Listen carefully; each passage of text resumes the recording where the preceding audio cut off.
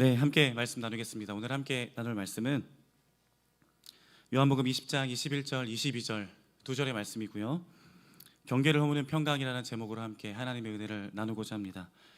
우리 요한복음 20장 21절, 22절 두 절의 말씀을 함께 한 목소리로 읽도록 하겠습니다. 21절입니다. 함께 읽습니다.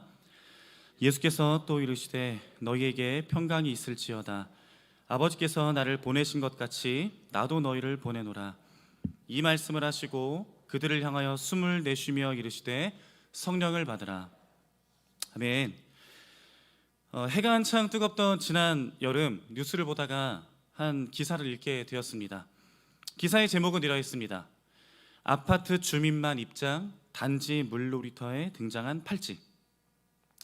최근 신축 아파트 단지에는 그 단지 내에 물놀이터를 조성하는 경우가 많다고 합니다.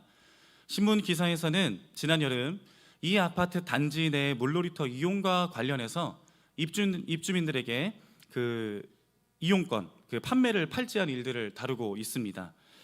사실 생각해보면 아파트 단지 내에 있는 물놀이터를 아파트 입주민들만이 이용한다는 것은 전혀 문제가 없는 그냥 당연한 일처럼 여겨집니다. 단지 내에 있는 모든 시설들이 단지 입주민들의 재산이기 때문이죠.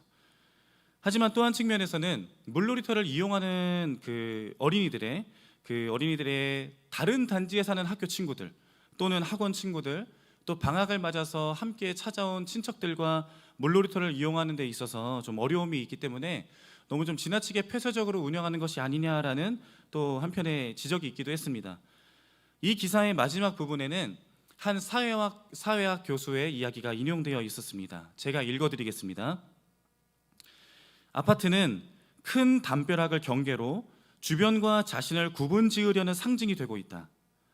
단지 내 물놀이터 등과 관련하여 외부인 출입 금지라는 현상은 옳지는 않지만 아파트에 대한 인식에서 나오는 당연한 결과일 수밖에 없다.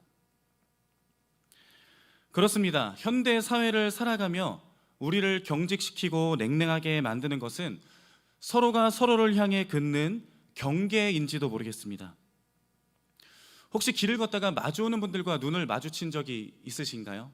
또는 우리가 자주 이용하는 엘리베이터를 타고 내리다가 들어오는 분 또는 내리는 분들과 눈이 마주친 적은 없으신지 한번 생각해 봤으면 좋겠습니다. 보통 모르는 사람과 길에서 눈을 마주치면 어떻게 행동을 하게 되나요? 첫 번째는 눈을 재빨리 피하는 경우도 있을 것이고요. 두 번째는 상대방이 눈을 피했으면 하는 바람에서 평소보다 눈을 조금 더 힘을 주는 경우도 있을지 모르겠습니다. 이런 여러 갈등을 피하기 위해서 가장 또 지혜로운 방법 중에 하나는 주머니나 가방에 있던 스마트폰을 꺼내서 열심히 엄지손가락을 쓸어 넘기는 또 방법도 많이 취하시진 않을까 생각을 해보게 됩니다. 어쩌면 우리는 누군가와의 접점을 이루는 삶에 불편함을 느끼고 살아가고 있는 것은 아닌지 모르겠습니다. 최근에 읽었던 탈기독교 시대의 전도라는 책에서는 현대 사회의 문화와 또 개인이 가지고 있는 특징에 대해서 이야기를 하고 있습니다. 저자는 우리가 살아가는 사회에서 가장 우선으로 여겨지는 가치는 개인의 자유와 권리라고 말합니다. 그렇기 때문에 초월적인 세계도 또 무언가로부터 제시되는 절대적인 가치도 외면한다는 것입니다. 그래서 우리가 현대사회를 살아가며 누군가와 소통을 하기 위해서 가져야 되는 태도를 말하고 있는데, 그 태도는 절대적인 도덕과 절대적인 가치가 있다는 말을 절대 하지 말아야 된다는 것입니다. 하지만 우리는 어떻습니까? 우리는 하나님을 절대적인 존재로 믿고 또 하나님의 말씀을 변하지 않는 절대적인 기준으로 여기며 살아갑니다. 앞서 말씀드린 현대사회의 가치와 정면으로 부딪힐 수밖에 없는 이야기입니다. 이처럼 우리는 개인의 영역, 개인의 생각, 개인의 가치가 가장 우선으로 여겨지는 사회 안에서 무수히 그어진 경계라는 벽 안에 살아가고 있는 것은 아닌지 모르겠습니다. 그럼에도 불구하고 우리에게는 주어진 임무, 또 하나님께서 맡기신 역할이 있습니다. 오늘 함께 읽은 요한복음 20장 21절을 다시 제가 읽어드리겠습니다. 예수께서 또 이르시되 너희에게 평강이 있을지어다. 아버지께서 나를 보내신 것 같이 나도 너희를 보내노라. 그렇습니다. 우리는 그리스도께 보냄받은 자들입니다. 하나님께서 예수 그리스도를 평강을 위해 이 땅에 보내신 것처럼 우리 또한 평강을 위해 예수님께 보냄받은 자들입니다. 앞서 설명드린 것과 같이 우리가 살아가는 현 시대를 고려한다면 우리는 집단과 집단 사이, 개인과 개인 사이, 지역과 지역 사이에 무수히 그어져 있는 경계들 속에 그 경계를 허물고 평강을 전하기 위해 보냄받은 자들이라는 것입니다. 그리고 요한복음 13장의 말씀을 통해 서로 간의 경계를 허물고 평강을 이루는 이 일이 우리에게 주어진 새 계명, 하나님께서 우리에게 주신 명령이라는 것을 알 수 있습니다. 요한복음 13장 33절을 함께 읽어보겠습니다. 요한복음 13장 33절입니다. 함께 읽겠습니다. 시작.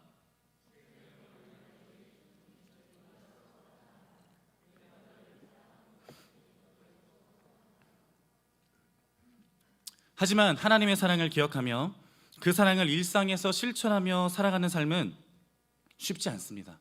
어렵습니다. 왜 그럴까요? 우리 또한 나의 가치, 나의 생각, 나의 영역에 경계를 그어놓고 살아가는 삶이 편하게 여겨지기 때문입니다. 우리가 연약한 존재라는 것을 인정한다면 나는 고생하고 싶지 않고 불편하고 싶지 않고 내 유익을 가장 우선으로 여기는 것이 우리들에게 자연스러운 본성이기 때문입니다. 저 또한 교회 생활과 더불어서 교회 밖에 누군가의 만남을 또 기대하는 마음으로 또 이제 교회 근처 학교 앞에서 라면 가게를 해보기도 했습니다. 그리고 지금까지도 카페라는 현장을 사역지 삼아서 많은 사람들을 만나며 살아가고 있습니다. 정말 쉽지 않습니다. 눈앞에 펼쳐진 해야 할 일들이 한가득인 것도 너무 힘이 들고요. 또 그런데 그 안에서 이루어지는 만남과 그 사람들 사이에 의미를 두고 메시지를 담아 무언가를 전한다는 것은 정말 쉽지 않게 여겨집니다. 그렇다면 우리가 이 어려운 현실 속에 이 어려움을 이겨낼 수 있는 방법이 무엇일까요? 사실 답은 간단합니다. 이겨낼 힘을 얻는 것입니다. 내 힘으로 안 되는 일들을 이루게 하는 누군가로부터 힘을 빌려오는 것이죠. 오늘 함께 읽은 본문은 짧은 2절이지만 삼위 하나님의 도우심이 담겨 있습니다.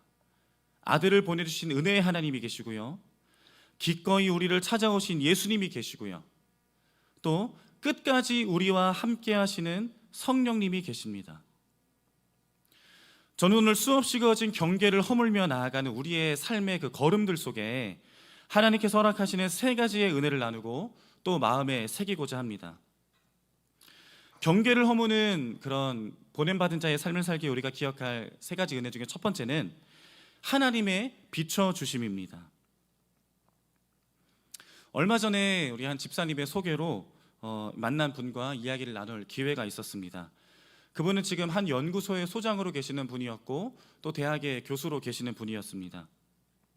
그리고 그 이전까지도 한 대기업의 임원으로 근무를 하셨었다고 합니다. 그분이 자신의 그 지난 시간들을 돌아보며 들려주셨던 이야기는 영광에 관한 이야기였습니다. 정말 열심히 공부하고 열심히 일하며 살아오신 것 같았습니다. 그분은 그 지난 시간의 열심을 어느 대기업에서 어느 직책에 근무하는 누구를 위해 살아왔다고 고백하셨습니다. 결국 내 이름의 앞과 뒤에 달리는 수식어로 자신을 더욱 빛나게 하기 위해 열심과 헌신을 다해 살았다는 것입니다. 그렇게 십수년을 살아오다가 하나님의 은혜로 발견하게 된 부분이 있었다라고 이야기를 들려주셨는데요, 그것이 바로 가족들과 자신 사이에 생긴 경계였습니다. 모든 것이 가족들을 위한 일이라고 생각했지만 결국 그것은 자신의 영역, 자신의 가치, 자신의 신념에 근거한 경계를 긋는 일이 되어버린 것입니다. 저는 이분이 자신의 커리어를 위해 살아왔던 지난 시간들이 이분이 남들보다 특별히 욕심이 많거나 남들과는 다른 왜곡된 가치관을 가지고 있어서 그렇게 살아오셨다고 생각하지 않습니다. 우리는 나의 실력과 나의 능력을 드러내고 증명해야 하는 시대를 살아가고 있고 또 우리가 몸담고 있는 조직은 그것에 대한 증명을 우리에게 요구하기 때문입니다. 그래서 우리는 나도 모르는 사이에 내가 어느 직장에 다니고 어느 직책에 있으며 어느 동네에 어느 아파트에 살고 있는지와 같이 나를 수식하는 빛과 영광을 갖추려고 합니다. 하지만 이러한 노력들은 모두가 우러러보는 나, 밝게 빛나는 나라는 높은 성을 쌓아올리는 일이 되어버릴 위험이 아주 크죠. 저는 우리가 사회에서 함께 살아가는 사람들로부터 인정받고 빛나는 삶을 포기해라, 또는 대충 적당히 살아도 된다라는 말씀을 드리려는 것이 아닙니다. 우리가 진정으로 따스한 빛이 되어 우리가 마주하고 있는 경계를 허무는 삶으로 나아가는 방법이 무엇인지, 그 참 빛이 어디로부터 오는지를 함께 나누고 기억하고자 하는 것입니다. 이처럼 하나님을 참 빛으로 여기며 살아갔던 성경 속 인물이 요셉이 아닐까 생각해 봅니다.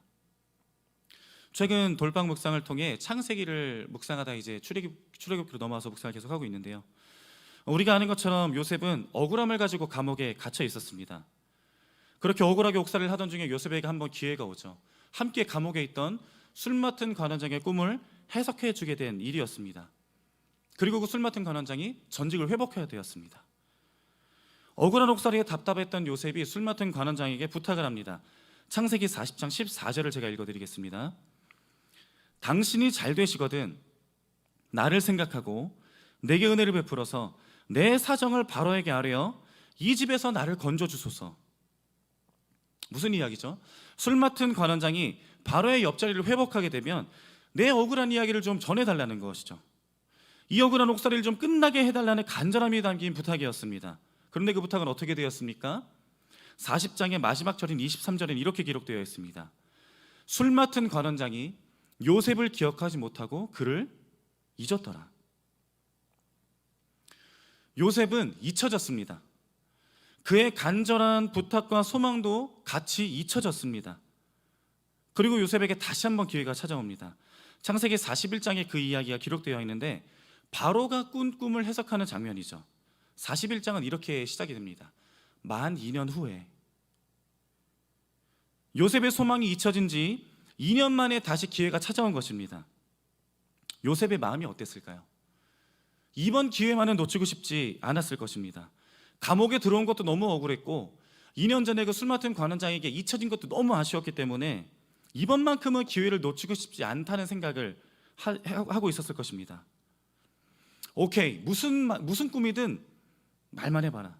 내가 명쾌하게 꿈을 해석해서 어떻게든 이 감옥을 벗어나고 만다 라는 마음이 요셉의 마음속에 있지 않았을까요? 그리고 바로가 요셉을 불러서 묻습니다. 내가 한 꿈을 꾸었는데 그것을 해석하는 자가 도무지 없다. 내가 들어보니까 너는 꿈을 능히 푼다던데 네가 맞느냐? 그 꿈을 푸는 사람이 맞느냐? 요셉이 대답하죠. 창세기 41장 16절입니다. 41장 16절을 함께 읽어보겠습니다. 시작.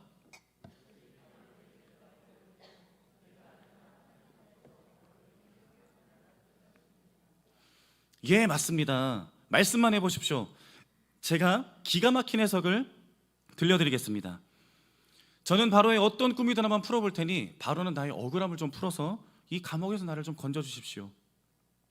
요셉의 상황을 생각을 해보면 바로의 물음에 이렇게 대답하고 싶었을지 모르겠습니다. 하지만 네가 꿈을 잘 푸냐라는 바로의 질문에 요셉은 제가 아니라 하나님께서 대답하실 겁니다 라고 이야기를 하죠. 요셉은 우리는 스스로 빛을 내는 존재가 아니라는 것을 알고 있었던 것 같습니다. 요셉은 내가 술 맡은 관원장의 꿈을 해석한 것은 내 실력과 내 지혜가 아니라 하나님의 은혜다라는 것을 증명하고 있는 것입니다. 그리고 창세기 41장에서는 빛의 근원이신 하나님께서 요셉을 비춰주시는 일이 기록되어 있습니다. 창세기 41장 37절부터 39절까지 세 절의 말씀을 함께 읽어보겠습니다. 37절입니다. 시작. 바로와 그의 모든 신하가 이 일을 좋게 여긴지라.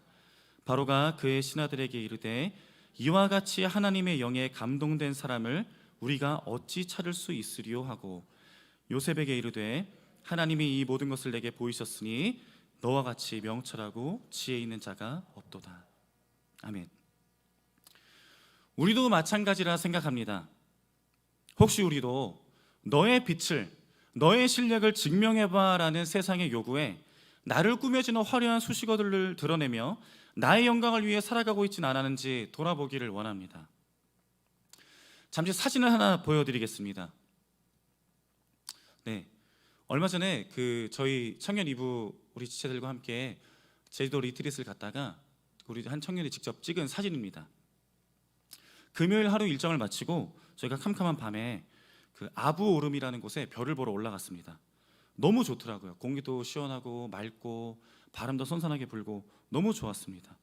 가만히 하늘을 보고 있으니까 떨어지는 별똥별도 볼 수 있고 이 반짝거리는 그 하늘의 별들을 보면서 정말 가슴 벅찬 시간을 보내고 왔습니다. 저희가 이 청년들 한 10몇 명이 그 아부오름 산에 모여서 이 별을 보면서 서로에게 반복해서 했던 이야기가 있습니다. 그 이야기가 뭐냐면 불 꺼, 핸드폰 꺼, 자동차 라이트 꺼, 이 얘기였습니다. 밤하늘에 반짝이는 별들이 가장 아름답고 예쁘지만 그 별들을 있는 그대로 느끼기 위해 중요한 것은 우리가 가진 빛을 줄이는 것이었습니다. 핸드폰의 밝은 조명도 끄고 자동차에 있는 모든 조명들도 꺼서 오직 하늘의 별빛만이 가장 밝게 빛날 수 있게 하는 것이었습니다. 사실 하늘에 반짝이는 별들도 스스로 빛을 내는 것은 아니죠. 태양의 빛을 받아서 반사하는 빛을 우리가 이제 보고 있는 것인 것처럼 말입니다. 우리는 우리 스스로 빛을 낼 수도 잠깐 반짝이는 것 같지만 그 빛을 영원히 담을 수 있는 존재도 아닙니다. 우리가 빛나는 순간은 하나님의 빛이 우리를 비추어 주실 때입니다. 우리가 매주 예배 때마다 마음을 담아 선포하고 고백하는 찬양이 있죠. 저도 매주 그 찬양을 들을 때마다 정말 가슴이 벅차오르곤 하는데요. 제가 가사를 읽어드리겠습니다. 날마다 담대히 주 보좌 앞에 나아가 주의 영광의 그 빛 내 얼굴에 담으사 선하신 주님의 아름다운 이름을 나의 삶이 증거하게 하소서. 우리가 누군가를 품고 사랑하는 삶은 이 노래의 고백처럼 하나님의 영광의 빛이 내 얼굴에, 내 삶에 담길 때 가능한 것입니다. 내가 하나님 앞에서 더할 수 없는 큰 은혜를 받았다는 것, 내가 하나님께 가장 따뜻한 환대와 용납을 누리고 있음을 알 때 가능해지는 것입니다. 바로 이 사실이 우리로 하여금 서로가 서로에게 쌓아올린 경계라는 벽을 허물고 따스한 빛으로 서로를 있는 모습 그대로 품게 하는 가장 큰 힘의 근원이 된다라는 것입니다. 우리가 오늘 말씀을 돌아보며 두 번째로 기억해야 할 하나님의 은혜는 예수님의 찾아오심입니다. 하나님께서 아들을 보내시고 예수님께서 우리를 위해 인간의 몸으로 이 땅에 오셨습니다. 이것을 조금 신학적인 용어로 말을 하면 성육신이라고 합니다. 이것은 신이신 하나님께서 우리가 살아가는 물질 세계로 찾아오신 방법을 말하는 표현이기도 합니다. 만져지고 눈에 보이는 모습으로 오셨음을 말하는 것이죠.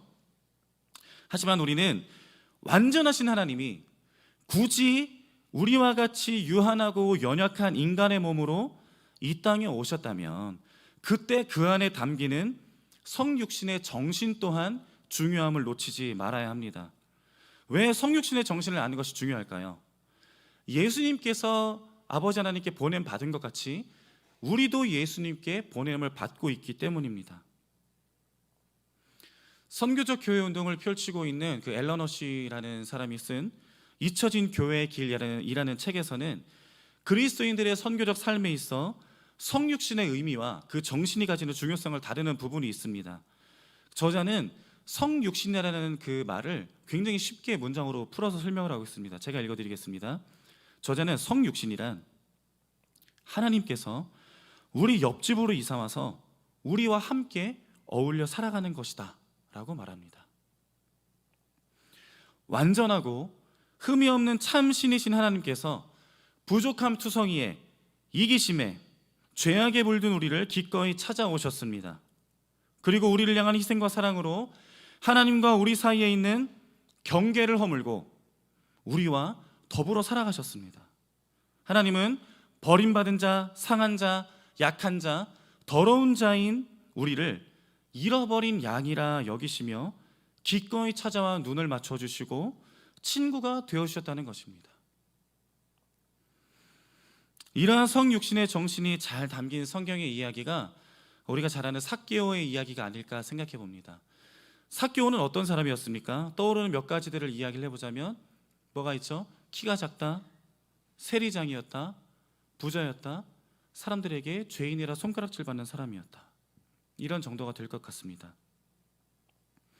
성경에는 삭개오를 세리장이요 또한 부자라고 기록하고 있는 것을 보면 삭개오는 사회적 지위도 갖췄고 또 풍부한 재산도 가졌던 사람이라는 것을 우리가 알 수 있습니다. 설교 전반부에 말씀드린 대로 생각을 해보자면 자신을 더욱 빛나게 하기 위해 당시 정권을 쥐고 있던 로마와 황제에게 최선을 다해 살아가는 사람이었을 것입니다. 하지만 그 열심의 결과는 어떠했죠? 지위와 재물은 얻었을지 모르지만 다른 사람들과 높고 높은 경계의 벽을 세우는 사람이 마주하는 현실이었을 것입니다. 로마의 구미에 맞춰 세리장이 되고 재산을 축적하면은 다른 사람들에게 부당하고 과도한 세금을 징수할 수밖에 없기 때문입니다. 이처럼 삭개오는 사람들에게 손가락질 당하고 비난을 받는 사람이었습니다. 그런데 예수님은 누구도 함께하지 않으려 하고 가까이 하지도 않으려는 삭개오를 기꺼이 찾아가십니다. 누가복음 19장 1절 2절을 함께 읽어보겠습니다. 누가복음 1절부터 함께 읽겠습니다. 시작.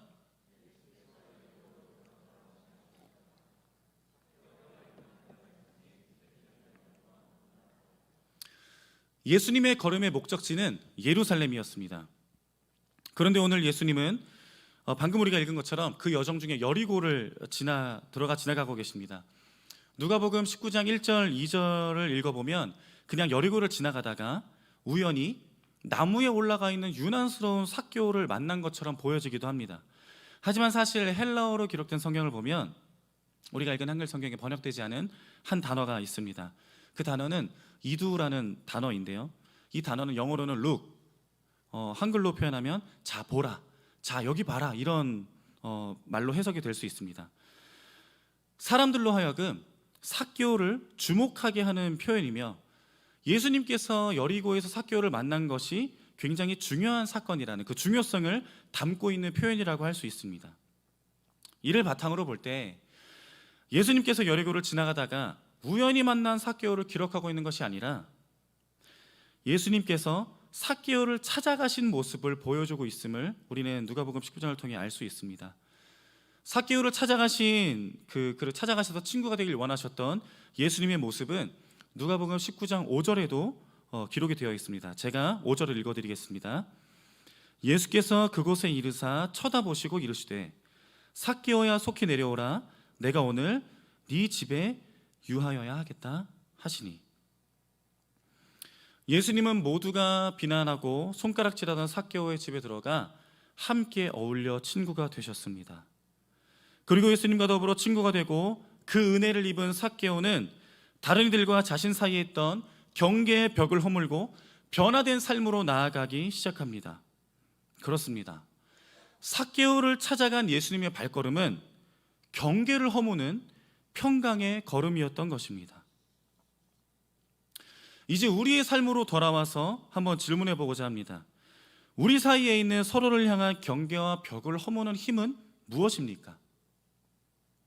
그것은 바로 모든 경계와 벽을 완전히 허물어 가장 작고 천한 우리에게 찾아오신 예수 그리스도의 크신 사랑입니다. 예수님께서 우리에게 요청하신 성육신의 삶은 우리의 힘으로 실천하고 이루어가는 것이 아닙니다. 누군가를 찾아가고 누군가에게 마음을 터놓고 그들과 부대끼며 이웃이 되어 어울리며 살아가는 것이 우리의 힘으로 해야 되는 일이라면 굉장히 눈앞에 쌓여진 까마득한 숙제를 보는 것처럼 여겨질지도 모르겠습니다. 앞서 살펴본 삭개오가 변화하게 된 계기가 무엇일까요? 삭개오가 가지고 있던 도덕적 의로움 때문인가요? 아니면 한번 결심한 것은 끝끝내 이루고 마는 삭개오가 가진 놀라운 결단력 때문일까요? 그렇지 않습니다. 삭개오의 삶이 변하게 된 핵심은 예수님의 찾아오심과 구원이라는 선물이 아무 값없이 주어졌다는 점입니다. 삭개오는 자신이 가지고 있던 지위와 재물로도 결코 살 수 없었던 가장 큰 은혜를 예수님의 찾아오심을 통해 거저받았습니다. 만약 예수님의 찾아오심을 통해 누리는 은혜와 그 사랑이, 그 평안이 우리 평생의 수고와 헌신과 노력을 통해서 얻어낸 대가라면 누군가에게 쉽게 나눌 수 없을 것입니다. 하지만 우리는 예수 그리스도를 통해 다하지도 않고 마르지도 않는 큰 은혜와 평강을 오늘도 값없이 누리고 있습니다. 이 한없는 은혜를 날마다 누리고 맛보고 묵상하는 것이야말로 바로 우리 그리스도인들의 변화의 원인이요, 동인이요, 모체라는 것입니다. 우리는 수시로 넘어지고 실수하는 연약한 존재입니다. 사랑하는 우리 가족, 친구, 이웃들을 향해 쌓아올린 경계의 담을 허물 힘이 없는 존재들입니다. 하지만 그런 우리를 긍휼히 여기며 사랑한다 말씀하시는 하나님의 은혜와 평강은 오늘도 우리에게 변함없이 신실하게 흐르고 있습니다.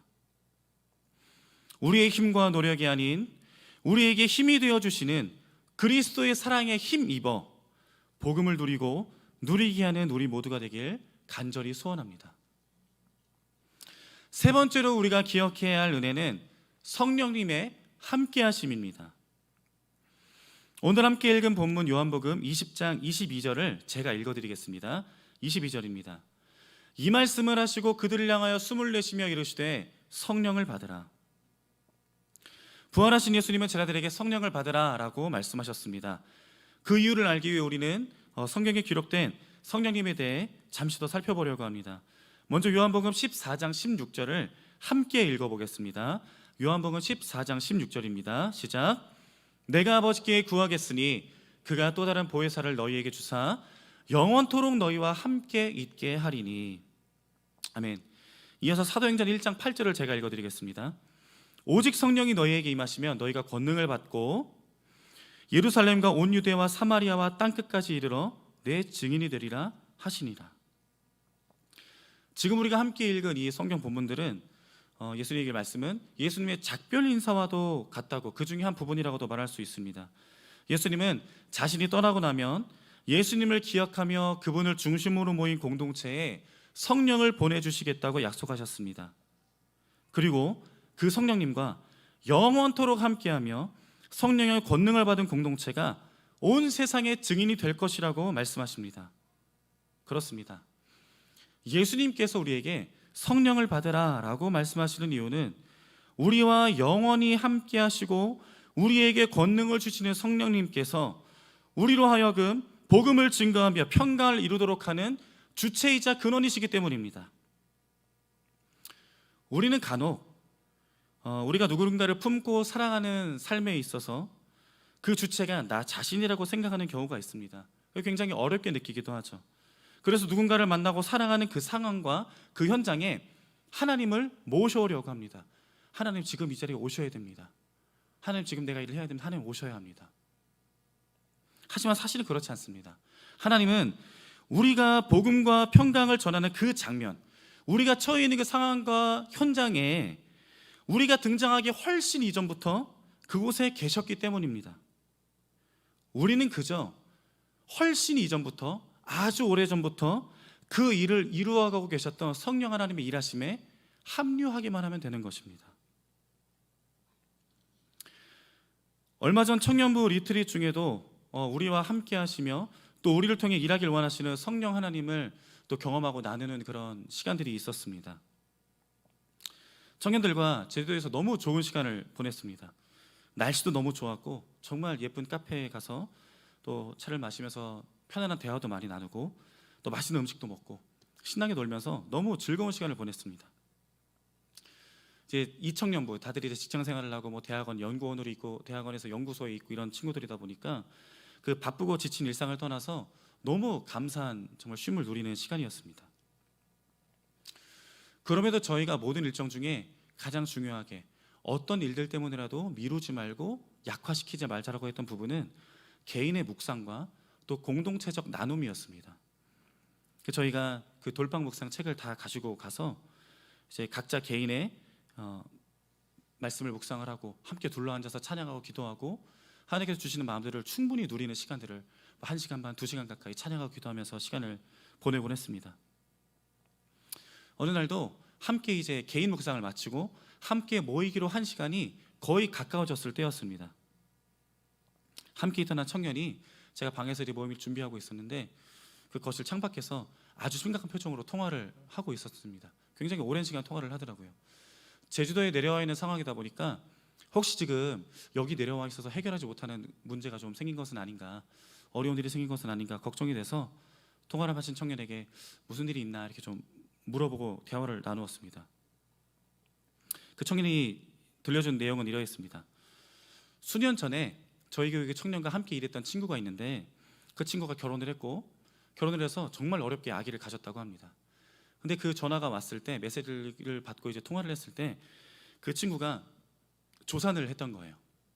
근데 예정일이 12월 4일인데 이제 8월 중순에 출산을 하게 된 거였습니다. 거의 뭐 3개월, 4개월을 가까이 출산을 하다 보니까 너무 마음이 힘들어서 저희 교회 청년 친구에게 전화를 했던 것이었습니다. 그 친구의 이야기가, 나는 잘 회복하고 있는데 너무 일찍 태어나서 병원에 혼자 두고 온 아기가 너무 마음에 걸린다, 아기에게 너무 미안하다라는 이야기를 했다고 합니다. 그리고 그 친구는 우리 청년에게 이렇게 메시지를 보냈습니다. 제가 문자 내용을 읽어드리겠습니다. 너무 오랜만에 연락해서 이런 말하기 미안한데 우리 아기 위해서 기도 좀 부탁해도 될까? 너는 하나님이랑 친하잖아. 우리는 곧 이어지는 공동체 묵상과 그 나눔 시간의 기도 모임에 이 소식을 다 공유했습니다. 저희 둘러앉은 청년들에게 이 이야기를 그대로 전했습니다. 그리고 함께 마음 다해 기도했습니다. 최근까지도 그 저희 청년을 통해서 그분의 소식을 들으면서 또 함께 기도하고 있고, 또 저희 청년부가 함께 마음 쓰고 도와야 될 일은 없는지 저희가 또 실천해야 할 부분들, 사랑을 전해야 될 것들에 대해서 함께 이야기를 나누고 있습니다. 기도 좀 부탁할게, 너는 하나님이랑 친하잖아. 이 메시지를 통해 우리는 알 수 있었습니다. 그 메시지를 보내온 친구는 자신을 위해 기도해 줄 친구를 찾고 있기도 했지만 사실은 간절히 하나님을 찾고 있다는 것을 알 수 있었습니다. 그리고 우리가 청년들과 함께 나눴던 또 한 가지 사실은, 우리 안에 함께 하시고 신실하게 일하시는 성령 하나님께서 지금도 우리를 통해 잃어버린 영혼을 찾고 계시다는 것이었습니다. 수년 전에 가졌던 인연을 통해서도, 아니면 오늘 잠시 만나 스치는 인연을 통해서도 하나님은 신실하게 하나님의 사랑하는 잃은 양들을, 그 영혼들을 찾고 계시다는 것이었습니다. 이 두 가지 사실이 우리들의 마음 가운데 드러났을 때 우리가 가질 수 있는 태도는 아주 단순했습니다. 너무 쉬웠습니다. 먼저는 우리가 오늘 하나님과 친하게 지내는 것이었습니다. 우리가 하나님과 친밀함을 갖는 것이었습니다. 그리고 또 하나는 뭐냐면, 그 하나님과의 친밀함에 힘입어서 우리 안에 수없이 존재하는 경계와 벽을 허물고 우리의 이웃에게 친한 친구가 되어주는 것, 누군가에게 좋은 이웃이 되어 함께 살아가는 것이었습니다. 말씀을 정리하려 합니다. 지난 여름에 폭우가 참 잦았습니다. 무섭게 내린 비로 도로도 다 망가지고 교통이 마비가 되고 여러 곳이 침수가 돼서 많은 분들이 어려움들을 당하기도 했습니다. 뉴스와 SNS에는 정말 여기가 서울 한복판이 맞나 싶은 생각이 들 정도로 놀라운 사진과 영상들이 가득했고, 또 마음 아픈 피해 소식들도 너무 많이 들려왔습니다. 그런가 하면 그 위험을 무릅쓰고 다른 누군가를 위해 기꺼이 희생을 마다하지 않았던 따뜻한 이야기들도 들려오곤 했습니다. 퇴근길에 차가 침수가 돼서 차 지붕에 올라가서 구조를 기다리고 있는 한 여성을 퇴근하던 한 청년이 헤엄쳐서 그 물어난 빗물을 뚫고 가서 사람을 이렇게 구해서 도와주고 구해왔던 이런 이야기도 있었고요. 또 그 불어난 빗물과 토사로 배수구가 막히자 자신이 비에 젖는 것을 마다하지 않고 배수구에 있는 토사물들을 다 건져내며 선행을 하는 그런 한 시민의 이야기도 있었습니다. 이런 소식들이 강남역 의인, 이런 타이틀로 인터넷 뉴스를 타고 전해주곤 했습니다. 인터넷 뉴스 하단의 태그를 보면 이런 단어들이 나열되어 있었습니다. 용감한 시민, 영웅, 시민 영웅, 의인. 세상에서는 남들이 꺼려하고 어려워하는 일을 기꺼이 감당하며 희생하는 이들을 향해 의인이고 영웅이라 말합니다. 그리고 무엇이 그들을 그렇게 행동하게 만들었는지 이목을 집중합니다. 결국 삶과 행동이 세상을 향해 전해지는 하나의 메시지가 되고 있는 것입니다. 우리가 살아가는 매일의 일상도 누군가에게 가닿는 메시지가 되고 있습니다. 우리가 하나님의 은혜를 잊은 채 나를 내세우고 있다면 그 메시지는 누군가를 향한 경계와 하나님의 그 은혜를 잊은 채 살아간 삶이 높은 벽이 되어버릴 것입니다. 그러나 우리가 하나님 안에서 날마다 복음과 은혜를 공급받고 있다면 우리와 이웃이 만나는 그 만남은 서로를 향한 경계가 아니라 복음의 접점이 될 것입니다. 수개월 전 그 목요 기도회 때 기도를 하다가 하나님께서 저에게 주셨던 마음을 제가 이렇게 메모장에 기록을 해놨었는데요. 지난 1학기 목요 기도회 때도 한번 들려드렸던 이야기입니다. 그 글을 읽어드리고 오늘 말씀을 마무리하고자 합니다. 내 삶 하나님의 정원. 불모지같이 아무것도 잘할 수도 깃들 수도 없는 삶에 하나님이 쟁기를 대고 갈아엎으신다. 아무것도 기대할 수 없는 연약한 불모지 같은 우리 마음과 삶을 깊이 찔러 갈아엎으신다. 하나님의 손길이 닿은 불모지 같던 내 삶에 이내에 생기가 든다. 수목이 자라고 꽃이 핀다. 향기를 머금은 정원이 된다. 정원은 자신을 위하여 존재하지 않는다. 정원은 가꾼 자를 드러낸다. 정원은 찾는 자를 기꺼이 받는다. 수목으로, 꽃으로, 향기로 초대하고 품고 사랑한다. 누군가를 향해 날카로운 경계를 그어내던 불모지 같은 나를 하나님의 더할 수 없는 큰 은혜가 부요하게 하고 아름답게 하셨습니다. 그리고 그 큰 은혜는 우리에게 힘이 되어 우리 안에 있는 경계를 허물고 하나님의 풍성한 은혜로 기꺼이 누군가를 사랑하게 합니다. 날마다 변함없이 주어지는 은혜를 가득 맛보며 보냄받은 자의 삶으로 우리를 빚으시고 가꿔가시는 감격을 누리는 저와 우리 모두가 되기를 주님의 이름으로 축원드립니다. 기도하겠습니다. 사랑의 하나님, 우리의 연약함을 직면하고 돌아볼 때 어떠한 것도 기대할 수 없던 것이 사실입니다. 불모지같이 아무 쓸모가 없고 황무지자치가 아무것도 자라날 수 없는 것 같던 수많은 경계와 벽이 쌓여져 있던 나의 삶에서 기대할 수 있는 것은 아무것도 없습니다. 하지만 그런 나를 찾아와 그 모습 그대로를 받아주시고 우리가 차마다 형언할 수 없는 놀라운 은혜와 사랑으로 품어주신 그 하나님의 사랑이 우리를 아름답게 가꿔가십니다.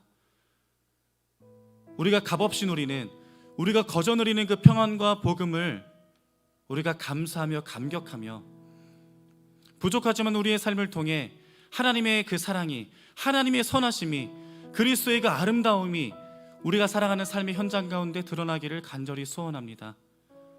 주어진 현장 가운데 늘 우리에게 힘주시는 주님의 사랑에 힘입어서 복음을 누리고 복음을 기꺼이 누리게 하는 보냄받은 그리스도인의 삶을 살아갈 수 있도록 은혜를 더하여 주옵소서.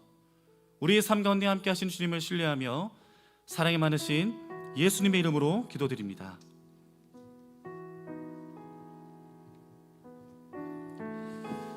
오늘도 우리에게 꼭 필요한 말씀이라 생각합니다. 저는 말씀을 들으면서 그리스도인들에게는 두 가지 옵션이 놓여져 있다.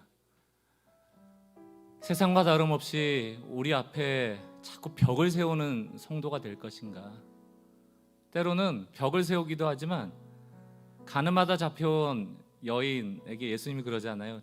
죄 없는 자가 먼저 돌을 던지라고. 저는 예수님이 지금 시대에 오시면 돌 던지는 사람이 있을 것 같아요. 언제든지 나와 다른 사람에게 돌을 던질 돌들을 잔뜩 옆에 두고, 언제든지 나를 방어할 수 있는 벽돌을 만들어 쟁여두고 벽을 쌓을 준비를 하고 더 이상 나에게 오지 말라고 돌 던질 준비를 하는 그런 성도가 될 것인지, 아니면 그 돌무더기를 다 쟁기질해서 그 돌들을 다 골라내서 아름다운 꽃을 심고 아름다운 나무를 심으실 그 하나님께 맡겨드려 우리의 삶을 정원으로 만들 것인지. 제가 이 설교 듣다가 그 스누피라는 옛날에 카툰 있잖아요. 네 개의 그림을 가지고 이렇게 세상에 메시지를 던지던 그 내용이 기억나서 한번 적어봤습니다. 그 스누피라는 만화에 나오는 라이너스하고 루피라는 사람의 대화예요. 라이너스가 이렇게 물어봅니다. 넌 왜 늘 그렇게 남을 비판하니? 물어보니까 그 루시가 나는 남들의 잘못을 찾는 버릇이 있을 뿐이야, 이렇게 얘기를 합니다. 그때 라이너스가 그럼 네 잘못은? 이라고 물어보니까 루시가 하는 얘기가 나는 내 잘못은 무시하는 버릇이 있어. 참 마음 편해요, 그죠? 남의 잘못은 다 지적하는 버릇이 있고 내 잘못은 다 무시하는 버릇이 있고, 남한테 돌을 던져도 늘 나는 온전하고 누가 나한테 조금만 돌 던지면 그거는 나쁘다 얘기하고. 사랑하는 성도 여러분, 벽을 세우고 돌을 던지는 인생이 될지 하나님께 내 인생을 맡겨 그 돌을 좀 골라달라 부탁하고 정원을 꾸려갈 것인지 결정해야 합니다. 저는 특별히 여기 계신 부모님들에게 꼭 권면드리고 싶습니다. 아까 전에 그 조기 출산을 한 그 아이 부모가 그 늘 연락을 안 하다가 갑자기 연락해서 너 하나님하고 친하잖아, 기도 좀 해줘, 이렇게 부탁했던 것처럼 저는 좀 우리 가정이 그리 됐으면 좋겠어요. 좀 정원이 됐으면 좋겠습니다. 무슨 말인고 하니, 저도 이제 중학교 아이 키우고 있지만 요즘 초등학교, 중학교, 이렇게 고등학교, 대학생까지 포함해서 우리 부모님들의 그 소원은 우리 아이들 교회 가는 거예요. 우리 애가 교회 좀 갔으면 좋겠어요. 이런 교회 가면 다 해결돼요? 저는 우리 자녀들이, 저는 우리 자녀들이 정말 어려운 순간을 만났을 때 한치 생각도 안 하고 저를 찾아올 수 있는 부모 되길 바랍니다. 제가 그런 정원 되어주고 싶어요. 부모를 통하여 하나님의 정원을 경험하지 못하는 자녀들이 어떻게 교회에서 하나님을 경험합니까? 우린 보내만 놔요. 우리가 정원 되어질 생각들을 안 합니다. 여러분, 하나님이 그 자녀 찾아가면 변화됩니다. 그러나 중요한 것은 내가 그 자녀에게 좋은 정원이 되고 있는가, 내 돌들을 하나님께 골라낼 수 있도록 드리고 있는가, 그 부분을 부모님들이 점검해야 되죠. 지난 한 주간도 저도 참 분노하고 제 혈기를 이기지 못해서 실수했던 한 날 한 날들이 있었습니다. 오늘 말씀을 들으면서 다시 한번 이 돌들을 골라주시기를 주님께 기도하려고 합니다. 그 마음을 담아서 같이 우리 찬양했으면 좋겠는데요, 참 오래전에 불렀던 찬양입니다. 낮엔 해처럼 밤엔 달처럼 그렇게 살 수 없을까? 예수님처럼 바울처럼 그렇게 살 수 없을까? 예수여 날 도와주소서, 내 인생을 주님의 정원 만들어 주옵소서. 이런 마음을 품고 우리 같이 한번 찬양하고 우리 기도하는 시간 갖도록 하겠습니다. 낮엔 해처럼, 낮엔 해처럼 밤엔 달처럼 그렇게 살 순 없을까?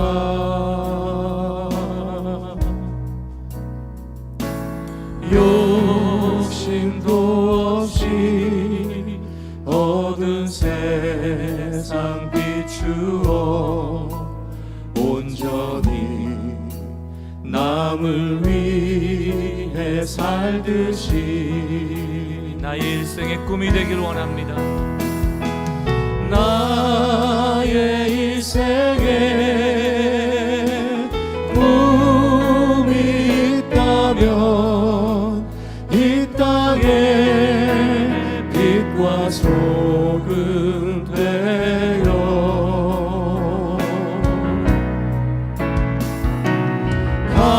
가난한 영혼, 지친 영혼을 주님께 인도하고픈 때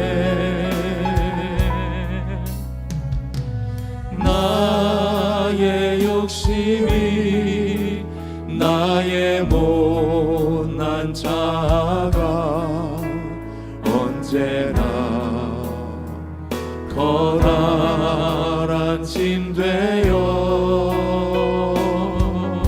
나를 짓눌러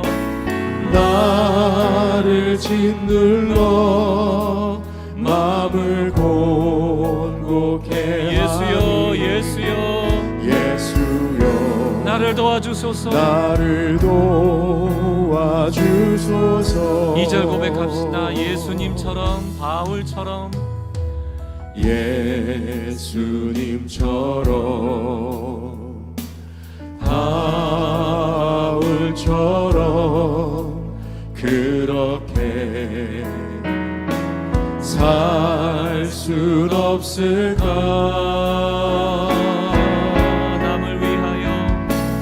남을 위하여 당신들의 온몸을 온전히 버리셨던 것처럼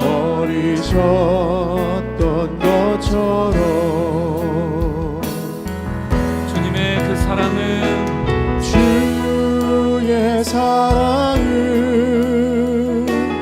베푸는 사랑 값없이 거저주는 사랑. 그러나 나는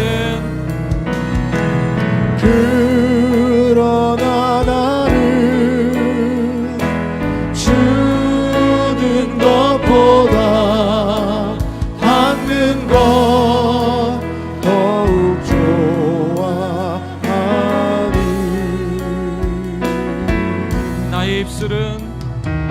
나의 입술은 주님 닮은 듯하나 내 맘은 아직도 주하여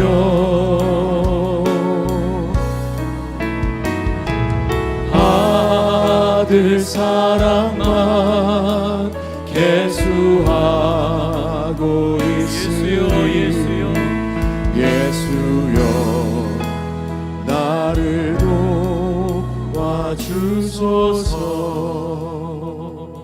이 시간 오늘 말씀을 정리하며 기도합시다. 사랑 없는 공의만큼 무서운 게 없어요. 사랑 없는 공의만큼 무서운 게 없습니다. 다 벽을 세우는 이유는 공의롭기 때문이라고 생각하기 때문이거든요. 그러나 예수님의 사랑은 허물었지 않아요. 그 당시 제일 비판받았던 세리를 찾아간 것 아닙니까? 제일 욕먹을 죄인을 찾아간 것 아닙니까? 누구도 가까이 하지 않는 문둥병자 찾아간 것 아닙니까? 혁명이죠. 예수님은 경계를 허물기 위하여 내려왔습니다. 하늘에서 땅으로. 신이었던 그 경계를 허물고 인간이 되셨거든요. 우리는 그리하지 못할지라도 그리하지 못하는 우리 자신에 대한 부끄러움은 가지고 살아야죠. 그러나 오히려 돌을 준비하고 던지고 쌓고 나만 옳다 하여 주의 복음을 훼손할 때가 얼마나 많습니까? 이 시간 기도할 때 회개합시다. 또 그 모든 돌을 주님께서 골라주셔서 꽃 한 송이 심어주셔서 그곳에 누구라도 와서 쉴 수 있는 정원이 될 수 있는 인생 되기를 구합시다. 우리의 가정이, 일터가, 교회가 정말 그리 되길 원합니다. 예수여 도와주시옵소서. 이 시간 잠시 주님의 임재 가운데 머물며 묵상하고 기도하고 결단하고 회개하는 시간 갖겠습니다.